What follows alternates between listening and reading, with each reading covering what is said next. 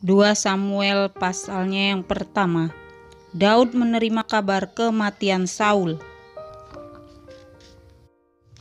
Setelah Saul mati, dan ketika Daud kembali sesudah memukul kalah orang Amalek dan tinggal 2 hari di Ziklag, maka datanglah pada hari ketiga seorang dari tentara dari pihak Saul dengan pakaian terkoyak-koyak dan tanah di atas kepalanya. Ketika ia sampai kepada Daud, sujudlah ia ke tanah dan menyembah. Bertanyalah Daud kepadanya, "Dari manakah engkau?" Jawabnya kepadanya, "Aku lolos dari tentara Israel." Bertanyalah pula Daud kepadanya, "Apakah yang terjadi? Coba ceritakan kepadaku." Jawabnya, "Rakyat telah melarikan diri dari pertempuran. Bukan saja banyak dari rakyat yang gugur dan mati, tetapi Saul dan Yonatan anaknya juga sudah mati." Lalu Daud berkata kepada orang muda yang membawa kabar kepadanya itu, "Bagaimana kau ketahui bahwa Saul dan Yonatan anaknya sudah mati?"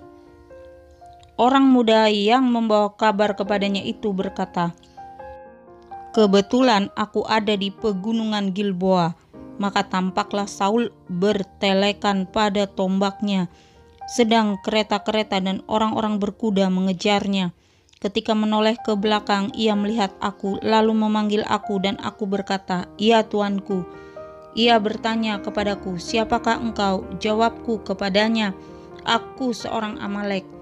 Lalu katanya kepadaku, "Datanglah kemari dan bunuhlah aku, sebab kekejangan telah menyerang aku, tetapi aku masih bernyawa." Aku datang ke dekatnya dan membunuh dia, sebab aku tahu ia tidak dapat hidup terus setelah jatuh. Aku mengambil jejamang yang ada di kepalanya dan gelang yang ada pada lengannya, dan inilah dia kubawa kepada tuanku. Lalu Daud memegang pakaiannya dan mengoyakkannya, dan semua orang yang bersama-sama dengan dia berbuat demikian juga. Dan mereka meratap, menangis, dan berpuasa sampai matahari terbenam karena Saul, karena Yonatan anaknya, karena umat Tuhan, dan karena kaum Israel, sebab mereka telah gugur oleh pedang. Kemudian bertanyalah Daud kepada orang muda yang membawa kabar itu kepadanya, "Asalmu dari mana?" Jawabnya, "Aku ini anak perantau orang Amalek." Kemudian berkatalah Daud kepadanya, "Bagaimana? Tidakkah engkau segan mengangkat tanganmu memusnahkan orang yang diurapi Tuhan?" Lalu Daud memanggil salah seorang dari anak buahnya dan berkata, "Kemari, paranglah dia." Orang itu memarangnya sehingga mati. Dan Daud berkata kepadanya, "Kau tanggung sendiri darahmu, sebab mulutmu lah yang menjadi saksi menentang engkau, karena berkata, 'Aku telah membunuh orang yang diurapi Tuhan.'" Ratapan Daud karena Saul dan Yonatan. Daud menyanyikan nyanyian ratapan ini karena Saul dan Yonatan anaknya, dan ia memberi perintah untuk mengajarkan nyanyian ini kepada Bani Yehuda. Itu ada tertulis dalam kitab orang jujur.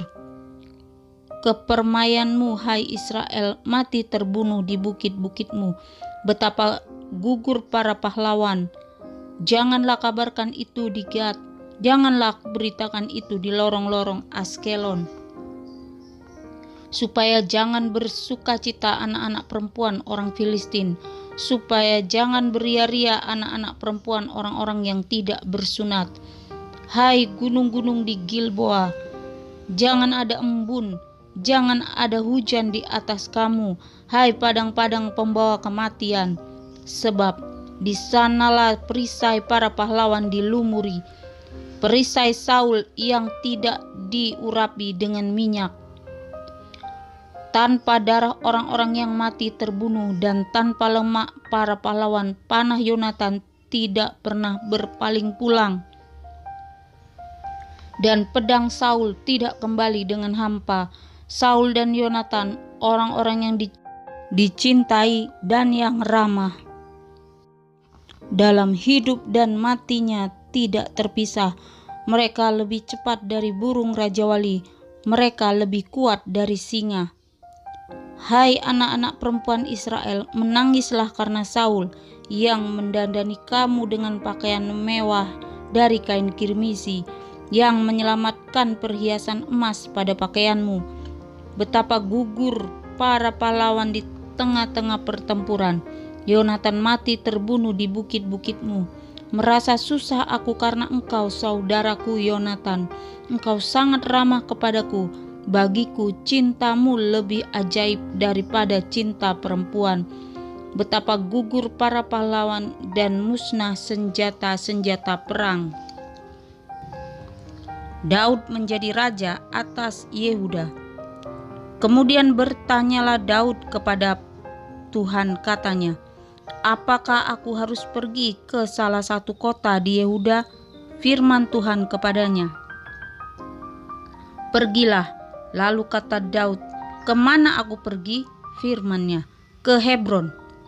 Lalu pergilah Daud ke sana dengan kedua istrinya, Ahinoam perempuan Yizreel dan Abigail bekas istri Nabal, orang Karmel itu. Juga Daud membawa serta orang-orangnya yang mengiringinya, masing-masing dengan rumah tangganya, dan menetaplah mereka di kota-kota Hebron. Kemudian datanglah orang-orang Yehuda, lalu mengurapi Daud di sana menjadi raja atas kaum Yehuda. Ketika kepada Daud diberitakan bahwa orang-orang Yabesi Gilead menguburkan Saul, maka Daud mengirim orang kepada orang-orang Yabesi Gilead dengan pesan, diberkatilah kamu oleh Tuhan karena kamu telah menunjukkan kasih-Mu kepada tuanmu Saul dengan menguburkannya. Oleh sebab itu Tuhan kiranya menunjukkan kasih dan setianya kepadamu. Aku pun akan berbuat kebaikan yang sama kepadamu karena kamu telah melakukan hal yang demikian. Kuatkanlah hatimu sekarang dan jadilah orang-orang yang gagah perkasa, sekalipun tuanmu Saul sudah mati dan aku telah diurapi oleh kaum Yehuda menjadi raja atas mereka. Peperangan antara Daud dan Ishiboset. Abner bin Ner, panglima Saul, telah mengambil Ishiboset, anak Saul, dan membawanya ke Mahanaim, serta menjadikannya raja atas Gilead, atas orang Asyuri, atas Yizreel, atas Efraim, dan atas Benyamin, bahkan atas seluruh Israel. Ishiboset bin Saul berumur 40 tahun pada waktu ia menjadi raja atas Israel, dan ia memerintah 2 tahun lamanya. Hanyalah kaum Yehuda yang mengikuti Daud, dan lamanya Daud memerintah di Hebron atas kaum Yehuda adalah 7 tahun dan 6 bulan. Lalu Abner bin Ner dengan anak buah Ishiboset bin Saul bergerak maju dari Mahanaim ke Gibeon. Juga Yoab anak Zerunya dan anak buah Daud bergerak maju. Mereka saling bertemu di telaga Gibeon, lalu tinggal di sana. Pihak yang satu di tepi telaga sebelah sini dan pihak yang lain di tepi telaga sebelah sana. Berkatalah Abner kepada Yoab, biarlah orang-orang muda tampil dan mengadakan pertandingan di depan kita. Jawab Yoab, baik. Lalu tampillah mereka dan berjalan lewat dengan dihitung 12 orang dari suku Benyamin dari Ishiboset, anak Saul, dan 12 dari orang dari anak buah Daud. Kemudian mereka masing-masing menangkap kepala lawannya dan menikamkan pedangnya ke lambung lawannya, sehingga rebahlah mereka bersama-sama. Sebab itu tempat itu disebut orang Helkat Hazurim, letaknya dekat Gibeon. Pada hari itu pertempuran sangat hebat, dan Abner serta orang-orang Israel terpukul kalah oleh anak buah Daud. Ketiga anak laki-laki Jerunya, yakni Yoab, Abisai, dan Asael ada di sana. Asael cepat larinya seperti kijang di padang. Asael mengejar Abner dan tidak menyimpang ke kanan atau ke kiri dalam membuntutinya. Lalu Abner berpaling ke belakang dan bertanya, "Engkaukah itu Asahel?" Jawabnya, "Ya, aku." Kemudian berkatalah Abner kepadanya, "Menyimpanglah ke kiri atau ke kanan. Tangkaplah salah seorang dari orang-orang muda itu dan ambillah senjatanya." Tetapi Asahel tidak mau berhenti membuntuti Abner. Berkatalah sekali lagi Abner kepada Asahel, "Berhentilah membuntuti aku. Apa aku harus memukul engkau sampai jatuh? Bagaimana aku dapat menendang muka Yoab abangmu itu?"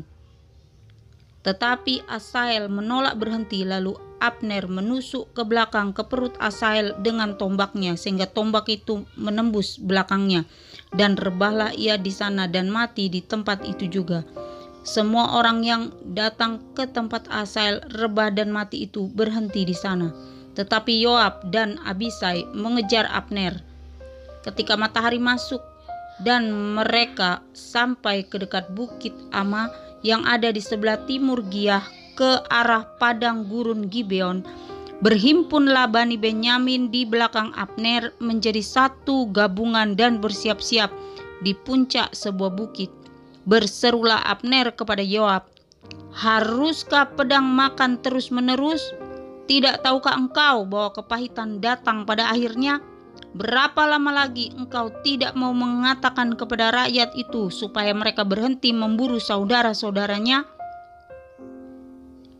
Jawab Yoab, "Demi Allah yang hidup, sekiranya engkau berbicara tadi, maka tentulah sudah dari tadi pagi rakyat menarik diri dari memburu saudara-saudaranya." Lalu Yoab meniup sangkakala dan seluruh rakyat berhenti. Mereka tidak lagi mengejar orang Israel dan tidak berperang lagi. Semalam-malaman Abner dan orang-orangnya berjalan melalui Araba Yordan, menyeberangi sungai Yordan, berjalan terus hampir sepanjang siang, lalu sampai ke Mahanaim. Ketika Yoab berhenti memburu Abner dan menghimpunkan seluruh rakyat, ternyata 19 orang dari anak buah Daud hilang, termasuk Asahel. Tetapi anak buah Daud menewaskan dari suku Benyamin, dari orang-orang Abner, 360 orang. Mereka mengangkat mayat Asahel dan menguburkannya di dalam kubur ayahnya yang di Betlehem. Kemudian berjalanlah Yoab dan orang-orangnya semalam-malaman itu dan sampai ke Hebron ketika hari sudah terang. Peperangan antara keluarga Saul dan keluarga Daud berlarut-larut. Daud kian lama kian kuat, sedang keluarga Saul kian lama kian lemah.